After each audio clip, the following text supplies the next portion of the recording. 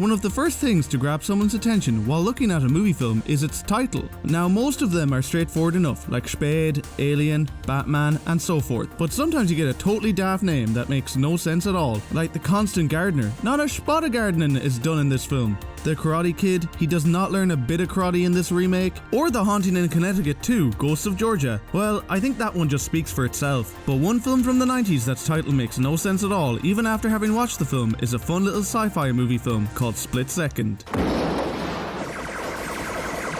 out of there! 5 seconds! Okay, 4, 3, 2. Rutger Hauer. Split Second. Nice timing.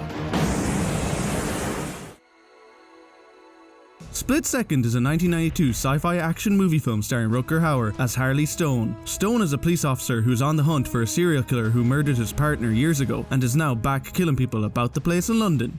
Our movie film begins in 2008. Oh fuck lads, this thing has already happened. Global warming has absolutely wrecked the place, so now London gets as much rain as anywhere in Ireland does, and it just couldn't handle it, so it's fucked altogether with flooding. Our movie film kicks off properly when we find our main man Stone walking down a hallway looking like a proper badass, before he heads out and about the place to hit the mean streets of London. But unknown to Stone, he's being followed by our other lead, Dick Durkin, played by Neil Duncan. It seems Stone is hitting up a club, but he gets stopped by the bouncer. Police, dickhead. Stone gets inside the club, but before he goes for a bit of a boogie, he decides that a noisy club is a great place to make a phone call. But his call is interrupted. Excuse me, please, I have to pee. Will you watch the door for me? Sure, babe. Thank you. I guess with someone having absolutely wrecked the women's bathroom, she needs someone to stop creepers from walking in on her in the gents. After finishing up his phone call, Stone goes to be a pervy owl man and watch the show that's on in the club. But before he can bust a nut, that girl from earlier screams as some perv has walked right in on her in the feckin' bathroom. He rushes to protect her honor, but oh dear, it turns out she's #dushed. And the poor thing has had her heart feckin' ripped out. Someone has left a note for Stone, so he legs it out into the club to question if anyone has seen anything. What about you, dickhead? I know you saw him. But he quickly picks up the killer's trail and rushes outside, and it turns out Stone can somehow hear the killer's heartbeat. I can hear your heartbeat. I will find you. I'll find you. You fuck.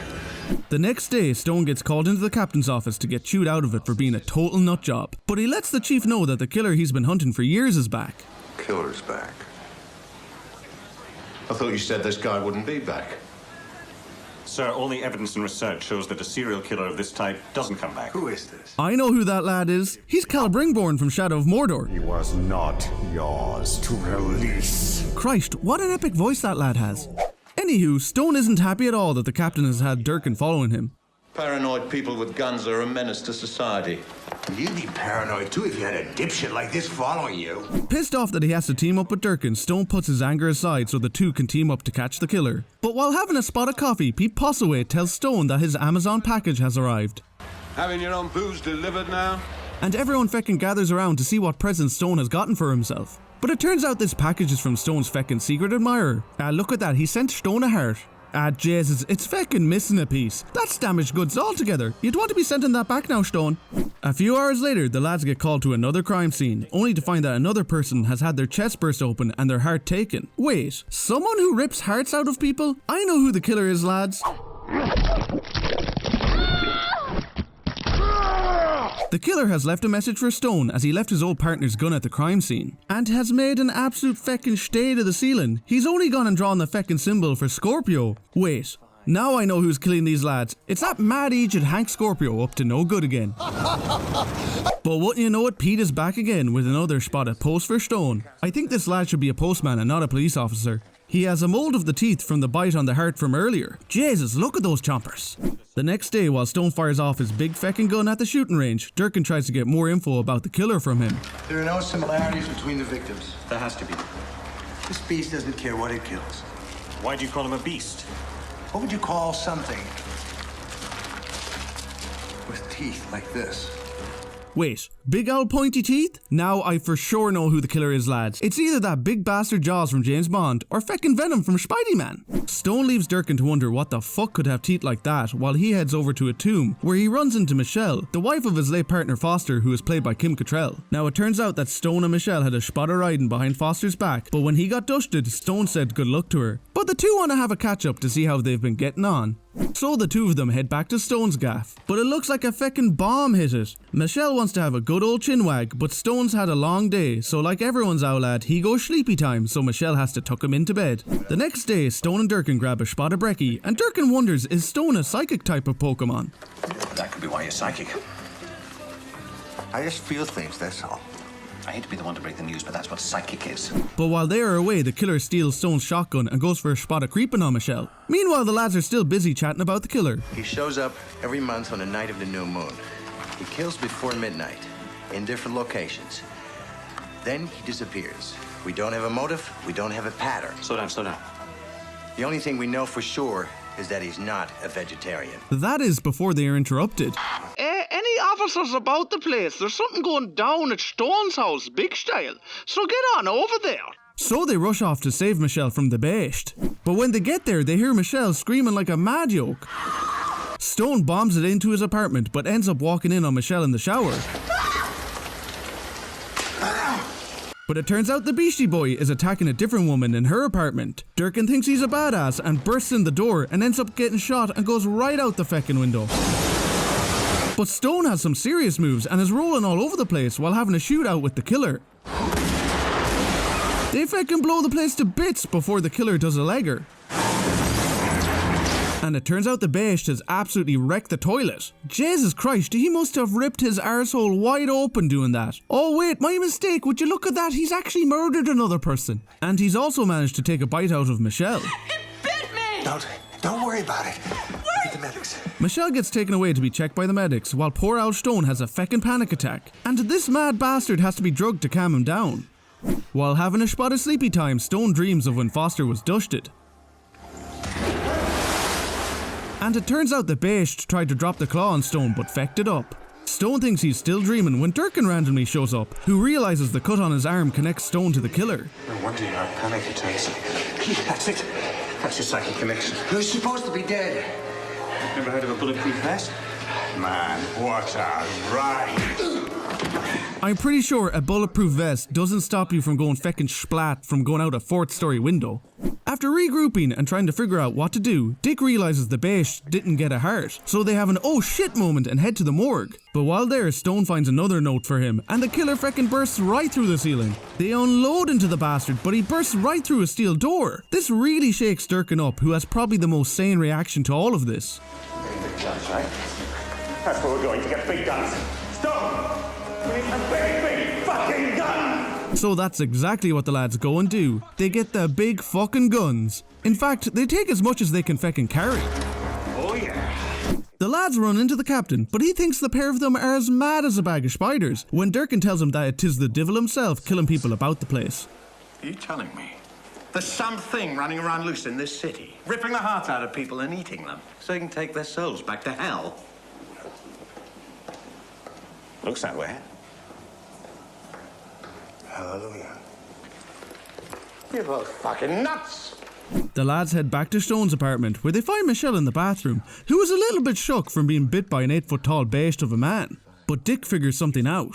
The bite on her shoulder, it means she's promiscuous. It's got her DNA too. Yeah.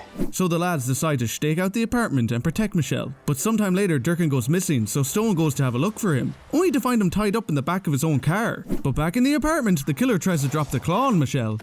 The boys arrive too feckin' late as Michelle has been taken. Durkin passes out from blood loss, but we learn that the killer has carved something into his chest. Fuck! It turns out that this symbol allows the lads to figure out where the killer is hiding. So the lads track it down to the London Underground and feckin' just fall right into its lair. And hey look, Michelle is here just hanging about the place. Dick gets her to swing up to him, but the killer isn't happy about this one bit at all. Wait, it was feckin' Venom after all. Or his fugly looking cousin. The beasht is pissed off that Dick has taken Michelle, so he tries to claw them. Jesus, look at the state of that effect. But don't worry, Stone manages to save them, and he corners the beasht in a train. But then for no reason at all, the fecken just turns his back on it. After having a nice little touch-up of Stone like an absolute creeper, the monster tries to drop the claw on him again. But Stone is having none of it and beats him back. But the monster goes in for the kill, but don't worry, as Durkin riddles the shite out of it and then drops a grenade to blow it the fuck up. Nice timing. But this beasht ain't dushed at all, so they electrocute the shite out of it to make it all crispy so Stone can punch his hand right into its fecken chest and rip its heart out. Flawless victory. Fatality. And just to make sure it's totally done and dusted, Stone shoots its heart to bits. Sweet dreams. With that lad now dushed, our three heroes walk away like the badasses they are, and the movie film is dushed.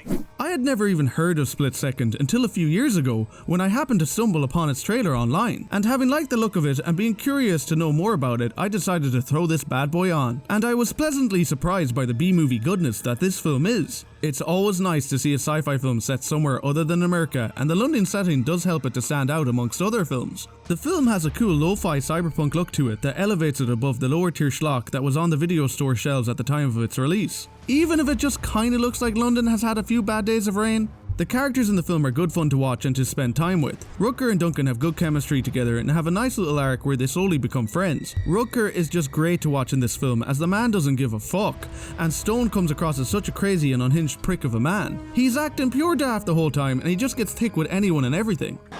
We're not working together, and I'm not nuts. But Duncan gives a solid performance as well and probably has some of the most memorable scenes in the film. Fuck.